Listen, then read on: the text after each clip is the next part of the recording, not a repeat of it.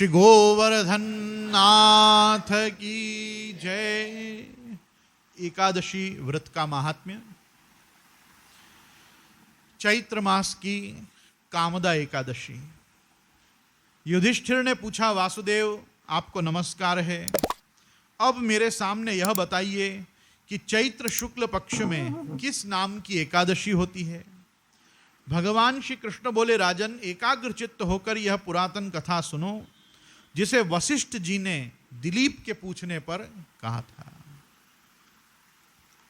ये भगीरथ जी के दादाजी हैं, जो गंगा जी को पधरा के लाए। सगर के पुत्र महाराज दिलीप, दिलीप के पुत्र अंशुमान, अंशुमान के पुत्र भगीरथ। भगीरथ जी ये भी सूर्य वंश के राजा ही हैं।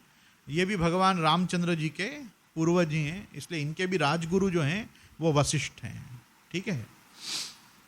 तो भगवान श्री कृष्ण बोले, राजन एकाग्र चित्त होकर यह पुरातन कथा सुनो, जिसे वशिष्ठ जी ने दिलीप के पूछने पर कहा था।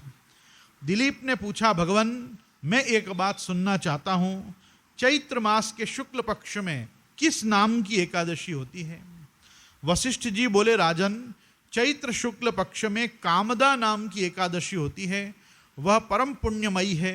पाप रूपी ईंधन के लिए तो यह दावानल के समान है। प्राचीन काल की बात है, नागपुर नाम का एक सुंदर नगर था। नागपुर नाम का सुंदर नगर था, जहां सोने के महल बने हुए थे। उस नगर में पुंडरीक आदि महाभयंकर नाग निवास करते थे। पुंडरीक नाम का नाग उन दिनों वहां राज्य करता था। गंधर्व, किन्नर और अप्सराएं भी उस नगरी का सेवन करती थीं। वहां एक श्रेष्ठ अप्सरा थी जिसका नाम ललिता था। उसके साथ ललित नाम वाला गंधर्व भी था। वे दोनों पति पत्नी के रूप में रहते थे।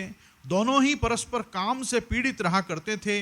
ललिता के हृदय में सदा पति की ही मूर्ति बसी रहती थी और ललित के हृदय में सुंदरी ललिता का नित्य निवास था। एक दिन की बात है, नागराज पुंडरीक राजसभा में बैठकर मनोरंजन कर रहा था। उस समय ललिता का गान हो रहा था, ललित का गान हो रहा था, किंतु उसके साथ उसकी प्यारी ललिता नहीं थी। गाते गाते उसे ललिता का स्मरण हो आया, अतः उसके पैरों की गति रुक गई, जीभ लड़खड़ाने लगी और नागों में श्रेष्ठ करकोटक को ललित के मन का संताप ज्ञात हो गया। अतः उसने राजा पुंडरीक को उसके पैरों की गति रुकने एवं गान में त्रुटि होने की बात बता दी। करकोटक की बात सुनकर नागराज पुंडरीक की आंखें क्रोध से लाल हो गईं। उसने गाते हुए कामातुर ललित को श्राप दिया, दुर्बुद्धे तू मेरे सामने गान करते समय भी पत्नी के वशीभूत हो गया, इसलिए जा तू राक्षस हो जा। महाराज पुंडरीक के इतना कहते ही वह गंधर्व राक्षस हो गया। भयंकर मुख, विकराल आंखें और देखने मात्र से भय उपजाने वाला रूप, ऐसा राक्षस होकर वह कर्म का फल भोगने लगा। ललिता अपने पति की विकराल आकृति देख मनी महन बहुत चिंतित हुई। भारी दुख से कष्ट पाने लगी। सोचने लगी, क्या करूं, कहाँ जाऊं, मेरे पति पाप से कष्ट पा रहे हैं। वह रोती हुई घने जंगलों में पति के पीछे घूमने लगी। पति के पीछे पीछे घूमने लगी। वन में उसे एक सुंदर आश्रम दिखाई दिया, जहां एक शांत मुनि बैठे हुए थे। उनका किसी भी प्राणी के साथ वैर विरोध नहीं था। ललिता शीघ्रता के साथ वहां गई और मुनि को प्रणाम करके उनके सामने खड़ी हुई। मुनि बड़े दयालु थे। उस दुखिनी को देखकर वे इस प्रकार बोले, शुभे तुम कौन हो, कहाँ से आई हो, मेरे सामने सच सच बताओ। ललिता ने कहा, महामुने, वीर धनवा नाम वाला एक गंधर्व है। मैं उन्हीं महात्मा की पुत्री हूँ। मेरा नाम ललिता है। मेरे स्वामी अपने पाप दोष के कारण राक्षस हो गए हैं। उनकी यह अवस्था देखकर मुझे चैन नहीं है।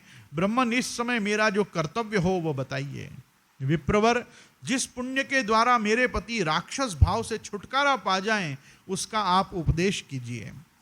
ऋषि बोले, भद्रे, इस समय चैत्र मास के शुक्ल पक्ष की कामदा एकादशी नामक तिथि आई है, जो सब पापों को हरने वाली और उत्तम है। तुम उसी का विधि पूर्वक व्रत करो और इस व्रत का जो पुण्य हो उसे अपने स्वामी को दे डालो।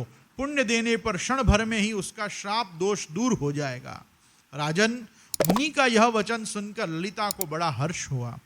उसने एकादशी को उपवास करके द्वादशी के दिन उन ब्रह्मर्षि के समीप भी भगवान वासुदेव के समक्ष अर्थात भगवान के श्री विग्रह के समक्ष अपने पति के उद्धार के लिए यह वचन कहे, मैंने जो यह कामदा एकादशी का उपवास व्रत किया है उसके पुण्य के प्रभाव से मेरे पति राक्षस भाव से दूर हो जाएं।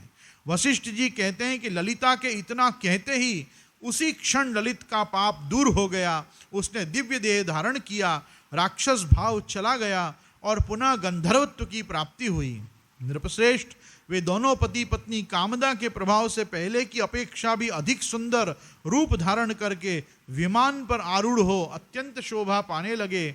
यह जानकर इस एकादशी के व्रत का यत्नपूर्वक पालन करना चाहिए। मैंने लोगों के हित के लिए तुम्हारे सामने इस व्रत का वर्णन किया है। कामदा एकादशी ब्रह्म हत्या आदि पापों तथा पिशाचत्व आदि दोषों का भी नाश करने वाली है। राजन, इसके पढ़ने और सुनने से वाजपेय यज्ञ का फल मिलता है। बोलो श्री बाल कृष्ण लाल की जय।